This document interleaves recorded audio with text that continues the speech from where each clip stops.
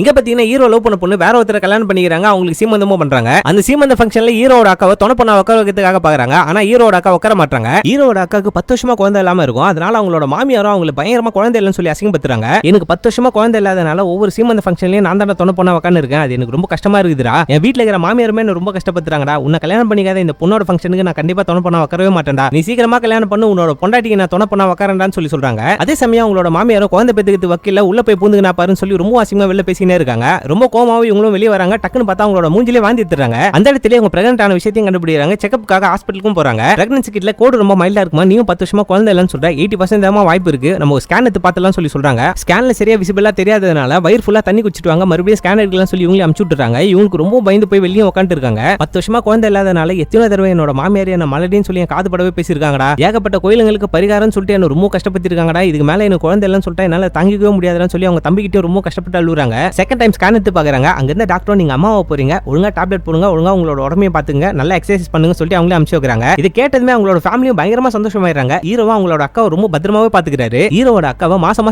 செக்கப்புக்காக கூட்டு போகும்போது அங்க இருந்த ஒரு டாக்டரோட ஹீரோக்கு ஃப்ரெண்ட்ஷிப் ஆகுது. அந்த ஃப்ரெண்ட்ஷிப் கொஞ்ச நாள்லயே லவ்வா மாறுது. ஒரு நாள் அவங்க அக்காக்கு டெலிவரி டைம் வந்துருது. உங்களுக்கு ஆம்பளை குழந்தை பிறந்திருக்கு, 2 பேருமே ரொம்ப ஆரோக்கியமா இருக்காங்க. ஆனா குழந்தை பிறக்கும் போது கொடி சுத்தி பிறந்திருந்து அதை கொஞ்சம் பாத்துக்கங்க சொல்லிட்டு அங்க இருந்து போயிடுறாங்க. ஹீரோவும் அக்காவோட குழந்தைய பாக்கிறதுக்காக ரொம்ப எக்ஸைட்மெண்டா இருக்காரு. கொடி சுத்தி பிறந்ததுனால தாய் மாமா முதல்ல பார்க்க கூடாதுப்பா, நீ அங்க இருந்து போப்பான்னு சொல்லி அவர் அனுப்பிச்சு விட்டுறாங்க. ஹீரோ அழுதுகிட்டே ஃபீல் பண்ணிட்டு நிக்கும் போது அவங்களோட லவ்வர் டே இந்த காலத்துல எதனா போய் நம்புறியா, உன் மருமகளை போய் பாறான்னு சொன்னதுமே இவர் அச்சு பிடிச்சு அந்த இடத்துல ஓடி போயிட்டு குழந்தையோட அப்பாவையும் தள்ளி விட்டு இவர் தான் அந்த குழந்தைய முதல் முறையா வாங்குறாரு. குழந்தைய அழுதபடியே கொஞ்சம் ஒரு முத்தத்தையும் கொடுக்குறாரு. இதுக்கப்புறம் என்ன நினைச்சிருந்ததை அத்த பாட்டுல சொல்லிடுறேன். தேங்க்யூ.